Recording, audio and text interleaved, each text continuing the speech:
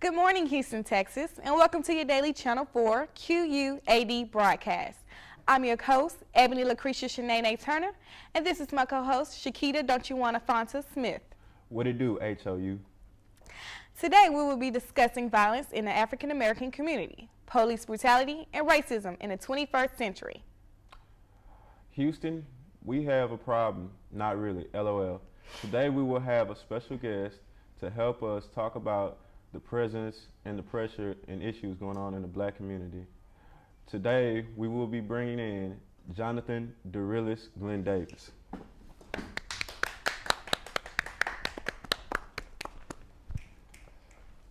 What's going on? How you doing? Hi, Jonathan. How All are right, you? how you Good doing? morning, Good Houston. morning. All right. Okay, so for starters, everybody is dying to know the inside of your book. Well, I released my book, Black Don't Crack. It's in stores now, Barnes & Nobles, Amazon, eBay, Craigslist, Goodwill. Basically, it's just a book about, just loving yourself and loving black people, us as ourselves as African Americans, because black really doesn't crack, so. That's all I really got to say about it. I don't want to say too much, go pick it up. It's $14.44, so just go check that out. Okay, awesome. So what inspired you to write the book, Jonathan?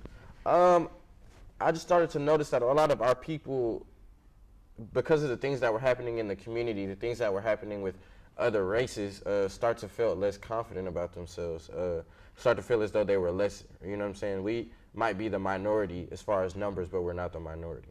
And that's why I wanted to write the book, to inspire. Aspire to inspire is my life goal. Okay, with all that's going on today, police brutality as well, do you feel as African American, do we at times oppress ourselves? I feel like we do oppress ourselves because you can't really blame somebody for something that you're doing yourself. You know what I mean? And honestly, the rate of black on black crime is too high. But that does not take away from what is being done to us as a people. African Americans are an endangered species. I turned on the news this morning and I see a video. I get on Instagram, I see a video of a 50-year-old black man running from a white police officer, and he gets shot 8 times because his tail light was out in his car. And the police officer is claiming that he was scared for his life, but in the video, the guy's clearly running. We are an endangered species, and they're taking us out one by one. But we're giving them an excuse to do it. You know what I'm saying? So we can't continue to kill our own and then complain when they take one of us, so. Exactly. So what steps do you feel like as a black community that we should do to change these things that are going on? First of all, educate yourself. You got to educate yourself. Knowledge is power, and you have to know the law. And a lot of times what I tell people is, when you're dealing with a cop, lose the battle, win the war. A lot of times, and we've all done it, you deal with cops, a cop has came at you, came at you kind of fraud, and, you give them attitude. That gives them an excuse to do what they want to do. And, the judge is always going to take the cop's word over somebody who's, allegedly in trouble.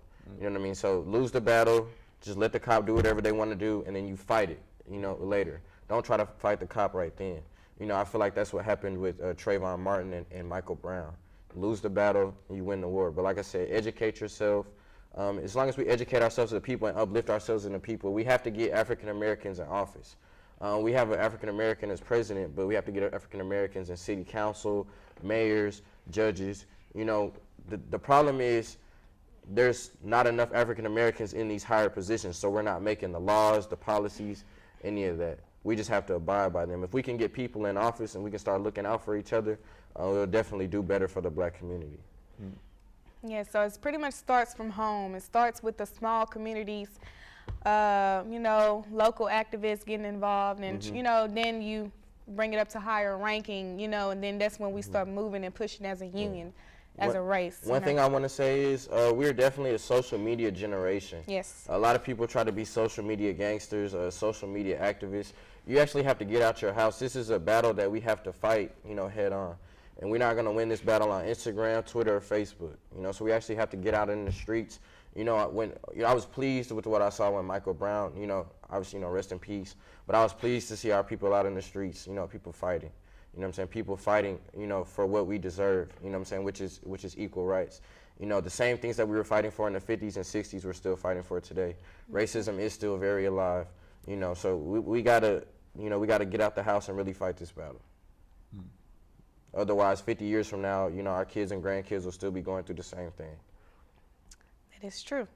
Exactly. Yeah. Okay, so, well, thank you for touching up on that. I'm glad to have you on the show. No problem. It's been a pleasure being here. Like I said, I tune in every day. So. Okay, so guys, thank you for tuning in to Channel 4. Just join us next week with our special guest host, Plies. We'll talk to him next week. Stay tuned. Thank you. Thank you. Thank you. Bet.